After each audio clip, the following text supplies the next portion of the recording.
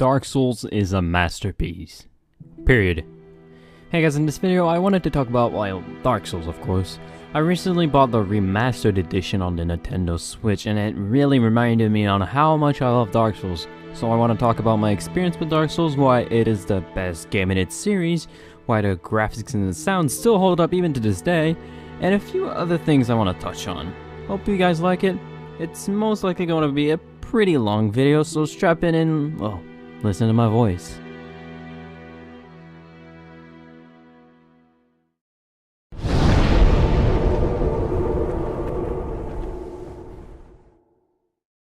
I remember buying the first Dark Souls game back in 2014 when I heard a friend of mine that was really excited for the next Dark Souls game. I think it was Dark Souls 3 back in the day.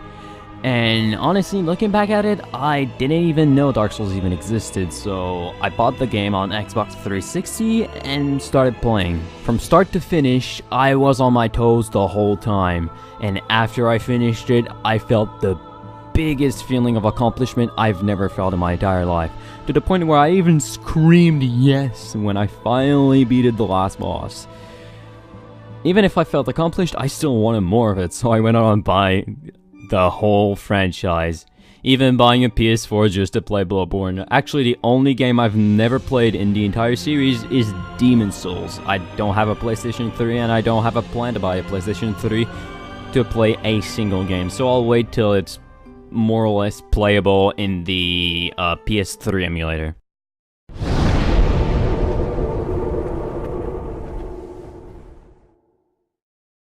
Dark Souls is an action-packed, calm, scary, yet difficult, and rewarding ride the whole way through.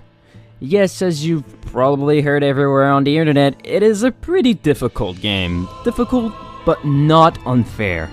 I've never felt that my deaths were the game's fault. It's always your own fault for dying, since the controls are always tight and simple, yet demand a high level of skill to fully master. The entire Souls franchise, including Bloodborne and Demon Souls, have never really been straightforward games with their story. Sure, it is there, but you need to look for it in the item descriptions and talking to NPCs. The reason and the meaning of like everything around you is not in plain sight. You gotta look for it, just like in a poem. What's so great about this form of storytelling is the fact that for the people that don't give a crap about the story, it's not in their face. Yet, it allows for the story to be much deeper than a normal, straightforward, story-focused game. The game also leaves you with a lot of options on how you want to tackle the enemies with a variety of weapon, armor, and stats, all working together to give you a different experience each time you restart and you play through. Couple that with the non-linear design of the map, more on that later, and you will have a completely fresh new way to play the game. Like I said earlier, Dark Souls is an extremely rewarding game. This is mainly due to the sheer difficulty of the game. It never holds your hand, not even at the start. The closest thing it does to telling you what to do, aside from a very vague NPC lines, but there's no salvation here. Well, since you're here, let me help you out. There are actually two bells of awakening. One's up above in the undead church. The other is far, far below, in the ruins at the base of Blight Town. Ring them both, and something happens. Brilliant, right? is telling you the controls on red signs on the floor. It leaves you to figure out what to do and how to do it, which really makes everything a whole lot more rewarding.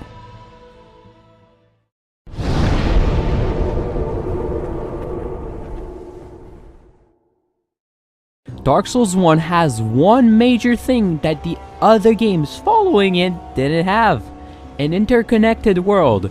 Bloodborne kind of tried to bring it back, but it just wasn't as good as how the first Dark Souls game did it. When you start your game, you do not have access to any kind of fast traveling.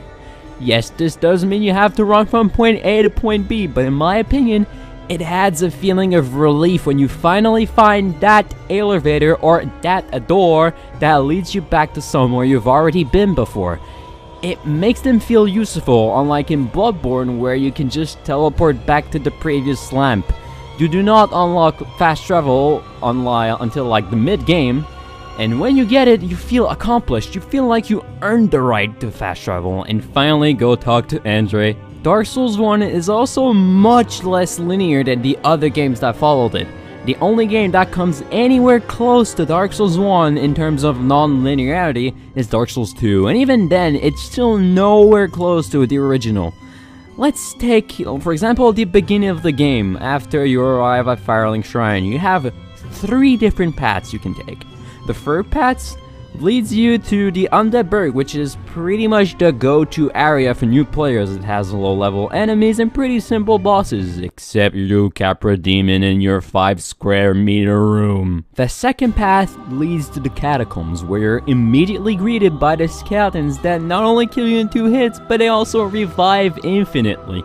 The third path with the elevator leads to the old Anor ruins, which is an area full of ghosts that you can't even hit. But here's the thing, even though the enemies are clearly meant for later in the game, these 2 paths are not closed off like they would be in most games.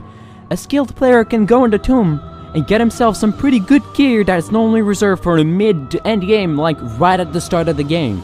After you go down with the elevator on the third path, you can actually find a door that can be opened if you have the Thief class or the Lockpick skill at the start of the game. It gives you access to not only the Dark Woods and Blighttown, which are again 2 areas reserved for like mid to end game. If you're skilled enough, you can even get access to the Dragon Head without even having beaten a single boss, other than the first demon, of course. It really allows for a lot of liberty on how to tackle the game, especially for like a second playthrough on New Game Plus. Those 3 paths are just one example of the non-linear aspect of Dark Souls. Both Bloodborne and Dark Souls 3 give you a single path to go on, whilst Dark Souls 2 only gives you 2, but both are not interconnected, while in Dark Souls 1, all those areas are interconnected, except the Catacombs. For example, let's take Blighttown. Remember when I said you can get access to Blighttown early on in the game with a secret passage? Well, that's because you're actually going in Blighttown from what's supposed to be the exit. So not only when you enter the area much earlier than you're actually supposed to, you will encounter much less annoying enemies. Now, for a game released back in 2011, the graphics are nothing to write home about on the surface. I mean, just look at Battlefield 3, a game that was also released in 2011, and it's no competition.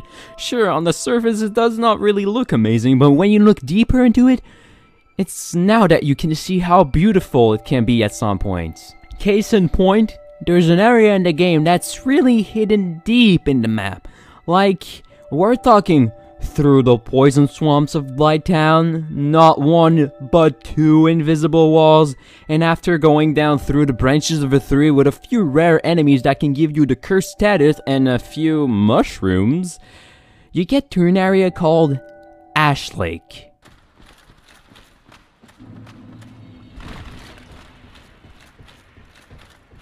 This place is easily one of the most beautiful areas in the entire game. It looks nothing like the other areas. It has its own unique style with the almost white sand and the navy blue water around you.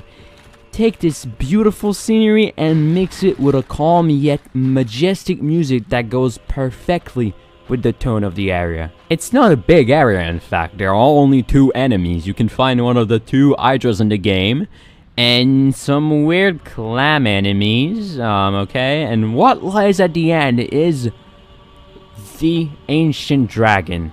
This is where you get the dragon scales to transform into a dragon. It's exactly what I mean by looking deeper into the game. Yes, I meant it in a literal meaning, not figuratively. The track you will hear all the way through the game is great. Like all of them. Well, except a few of them. Pretty much every area in the game is accompanied with a track. The few exceptions to this include the first and the last area. I won't spoil the last area in case you want to go and play the game without getting spoiled, but all I have to say is the lack of music really gives the area a special feeling I can't quite explain. Of course, if you don't mind getting spoiled, you can just go on YouTube and search a video about it. It's also because I don't want to go through the entire game just to Unlike what the critics might make you believe, the game is not just hard for the sake of being hard. It actually, like, if you take the time to master every boss fight, the game becomes a cakewalk, and I can say that for personal experience. I never really play games a second time, but Dark Souls is really one of the exceptions. Each time I play, I feel like I improved more. There's always a new way to improve alongside playing the game with a totally new scenario. Also, all the press about the game being super difficult when it released really pushed Dark Souls to a new level of popularity. And honestly, if you have not played the game before, do yourself a favor and go play it right now. You have no excuse of not owning the platform since it's literally on pretty much every platform at this point.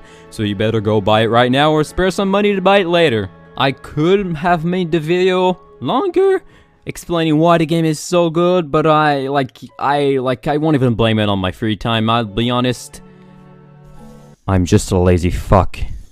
Sorry for the lack of videos in the past, well, month I guess, but I still hope you guys liked it. Make sure to leave a like, subscribe, and if you haven't played Dark Souls yet, well, go do it right now. This is an order, not a suggestions. Anyway, take care of yourself. I'll see y'all in the next video.